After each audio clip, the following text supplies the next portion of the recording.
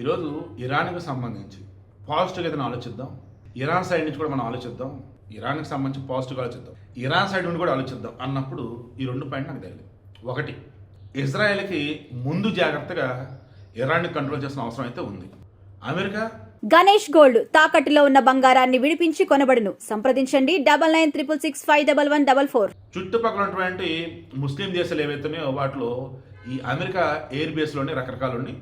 ఓవరావర్ వాళ్ళకి సైన్యం కూడా చాలా తక్కువ ఉండేది, వాళ్ళు కూడా అమెరికానే సపోర్టు, ఆ రకం వాళ్ళకి సపోర్టుగా ఉండాలన్నప్పుడు ఇరాన్ కంట్రోల్ చేసిన అవసరం వాళ్ళకు కూడా ఉంది అమెరికాకి. అయితే ఒకసారి నాకు ఇరాక్ గుర్తొచ్చింది, లిబియా గుర్తొచ్చింది. ఈ మూమెంట్లో ఇప్పుడు ఇరాన్ అన్నమాట. ఎలా ఇరాక్ ప్రశాంతంగా వెళ్తుంది పరిపాలన అక్కడ.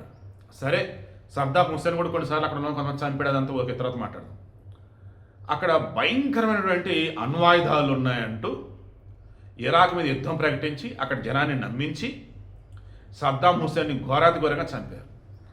ఆ తర్వాత అక్కడ ప్రభుత్వాన్ని అమెరికా కూడా ఫామ్ చేశాడు. బట్ ఇప్పటికీ అక్కడ ఉన్న ఆయిల్ నిక్షేపాలు, సహజ వనరులు అమెరికాకి దారాదత్తం. కానీ సద్దాం హుస్సేన్ ఘోరాతి ఘోరంగా చంపాడు. ఎందుకు? అమెరికాని ఎదిరించాడు. ఏమని? ఆ చమురు ఎవరన్నాడు అండ్ డాలర్కి సంబంధించేసి నీ కరెన్సీ కాదురా బాబు, ఇంక వేరే కరెన్సీ చూసుకుంటానట్టుగా అన్నాడు. అందుకు అతన్ని చంపాడు. తర్వాత ఇక్కడ లిబియా గడాఫీ, అసలు అందరికి సూపర్ లైఫ్, ఆఫ్రికాలో నాకు తెలిసి one of the richest country అది. అక్కడ కూడా ఈ గడాఫీ మీద లేని పని చేసి ప్రజల్లో తిరుగుబాటు వచ్చేలా చేసేసి దాన్ని స్మూత్గా చంపించి అవతల పడేశాడు. ఇప్పుడు లిబియా కుక్కలు చెప్పిన ఇస్తరలాగా ఉంది. అక్కడ కూడా డాలర్కి ఎదురు తిరగటం అండ్ ఈ చమురు నిల్వలకు సంబంధించి అన్నప్పుడు అమెరికా సపోర్ట్ చేయబడు. నెక్స్ట్ మన వెనిజులా, ఈ వెనిజులా విషయంలో కూడా భయంకరంగా చమురు నిక్షేపాలు ఉన్నాయి. దీనిని తక్కువగా వీడికి ఇచ్చేస్తాడు, ఎవడికి? చైనా వాడికి. ఎట్టుబడిలో ఆపాలి. ఎలా ఏంటన్నప్పుడు ఇక మధుర మీద తిరుగుబాటు చివరకు పట్టుకెళ్ళిపోయాడు. ఇప్పుడు అక్కడ చమురు నిక్షేపాలు వాళ్ళే అమెరికా. నేను గతంలో చాలాసార్లు చెప్పాను, చమురు ఎక్కడుంటే అక్కడ ముందు అమెరికా వెళ్ళిపోతారా బాబు అని చెప్పాను. నిన్న మొన్న ఏదో చూసారా బబ్బలే జోక్గా, అది బాగుంది. ఇప్పుడు తల మొత్తం మీద ఆయిల్ పెట్టుకున్నాడు, ఇంకా అమెరికా సన్ని దిగిపోయింది, ఆ తల మొత్తం బోడిగుండి చేసేసిందని. సో అమెరికా వాడు వచ్చేసిందంటే తన డాలర్కి ఎవరైనా ఎదురు తిరిగితే తట్టుకోలేడు. అంటే తన డాలర్ కరెన్సీ కాకుండా వేరే కరెన్సీని యాక్సెప్ట్ చేసి వాళ్ళు ఎక్స్పోర్ట్స్ ఇంపోర్ట్స్ చేసుకుంటూ ఉంటే ఇంటర్నేషనల్ మార్కెట్లో తట్టుకోలేడు. ఇక్కడ ఇరాన్ వచ్చేసి చైనా వాడికి ఎక్స్పోర్ట్స్ ఇంపోర్ట్స్ వేలోనే వాళ్ళకి ఇచ్చేస్తుంది అనమాట. ఓ రకంగా చైనా వాడు ఎక్కువ వాడి మెటీరియల్ మొత్తం ఇరాన్లో డంప్ చేస్తున్నాడు. దానికి గాను వీళ్ళు ఆయిల్ ఇచ్చేస్తున్నారు, ఇంకా ఎక్స్ట్రా డబ్బులు ఇరాన్ వాడే చెల్లిస్తున్నాడు. ఇలా చెప్పుకుంటూ పోతే ఈ చైనా వాడు ఈరోజు ఆ రకంగా డెవలప్ అవడం కారణం ఇరాన్ అని, వెనిజులా అని. మొత్తానికి ఇప్పుడు ఇరాన్ ఈ రకం చేశాడు, వెనిజులాని ఆ రకం చేశాడు, గతంలో ఇరాక్ని.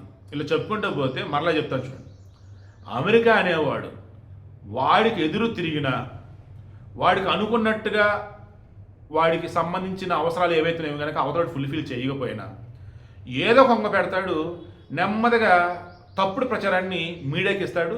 ఆ వెస్ట్రన్ మీడియా మొత్తం దాన్ని హైలైట్ చేస్తుంది, లోకల్ ఉన్నటువంటి ఎర్రి పప్పులు దాన్ని నమ్మేస్తారు. వాడి దేశం ఉన్నటువంటి వాళ్ళనే వాళ్ళు తక్కువ చేస్తారు, చివరికి వాళ్ళని చంపుతున్నారు సరే ఏం చేయకుండా సైలెంట్గా ఉంటారు. చివరికి అమెరికా వశం అయిపోయింది. ఈరోజు ఇరాన్ విషయంలో వచ్చేసి కూడా అణ్వాయుధాలు తయారు చేస్తాడు ఏంటి అన్నప్పుడు ఇక్కడ ఇజ్రాయెల్ కూడా అడ్డుకుంటున్నాడు, ఎగ్రీ. వాళ్ళ దగ్గర అణ్వాయుధాలు అనుకుంటే ఏంటంటే చుట్టుపక్కల ఈ సౌదీ, బెహ్రెయిన్, కువైట్, ఖతారు ఇవన్నీ ఇబ్బంది పడుతున్నది మాట నిజమే. ఎందుకు? ఇవన్నీ సున్నీ దేశాలు, వాడు షియా దేశం. అయితే ఈ డాలర్కి వ్యతిరేకంగా నోరెత్తడం ఒకటి, చమురు నిక్షేపాలు వచ్చేసి హ్యాపీగా బిందాస్గా వేరే వాళ్ళకి ఇచ్చేస్తా పోతున్నాడు ఇరాన్. అందుకు ఆ రకం మరలా వాళ్ళని ఆపటం. ఇరాన్ది తప్పు ఉంది నేను చెప్తున్నా, కానీ అమెరికా వాడు ఇన్వాల్వ్ అయ్యి ఎంత ఎందుకు చేశాడు ఏంటన్నప్పుడు డాలర్కి ఎదురు తిరగటం ఒకటి అండ్ చమురుని నచ్చినట్టుగా ఇచ్చేసుకుంటా పోతున్నాడు దానివల్ల. బట్ ఓవరాల్గా అన్నప్పుడు స్వయంకృత లాభం ఇరాన్ది. ఎందుకంటే అవతల మనకన్నా బలవంతుడు, ఆ బలవంతుడు ఇలా తేడాగాడు అనుకున్నప్పుడు తలవంచాల్సిన అవసరం లేదు, పక్క నుంచి వెళ్ళిపో. లేదన్నప్పుడు చిన్న మాట చిరునవ్వు నవ్వు సంథింగ్ అంటే అలా వెళ్ళిపోవాలి. ఢీ కూడా ఎవడో చెప్పలే. బట్ కమేనని హీరోని పొగుడుతున్న వాళ్ళు ఏమంటున్నారు? తన దేశం మీద ప్రాణాలు అర్పించాడు అన్నాడు. ఎవడు అర్పించమన్నాడు? ఏదో చోట వెళ్ళిపోయి దాముకుని అంటలా. అమెరికా వాడు ఇంటర్నేషనల్ వైడ్గా ఉన్నటువంటి ఆర్గనైజేషన్ పిలిపించి వాళ్ళు మొత్తం చెక్ చేసి నీ దగ్గర అణ్వాయుధాలు ఏమీ లేవని వాళ్ళు రిపోర్ట్ ఇస్తే చాలన్నాడు. వాళ్ళు ఎవరో మా దగ్గర రావడానికి అన్నాడు. గతంలో ఓకే అన్నారు, బట్ అగైన్ ఇప్పుడు మళ్ళీ ఇరాన్ వాడు నన్ను నచ్చినట్టు వెళ్ళబోతున్నాడు, అది తట్టుకోలేకపోయారు. సో ఓవరాల్గా మీకు వీడియో అర్థమైందా? అమెరికా వాడికి సంబంధించి ఎవరైనా సరే ఎదురు తిరిగితే తట్టుకోలేడు. ఒకవేళ ఎవరైనా ఎదురు తిరిగితే తట్టుకున్నాడు అంటే వాళ్ళ దగ్గర అణ్వాయుధాలు ఉంటాయి.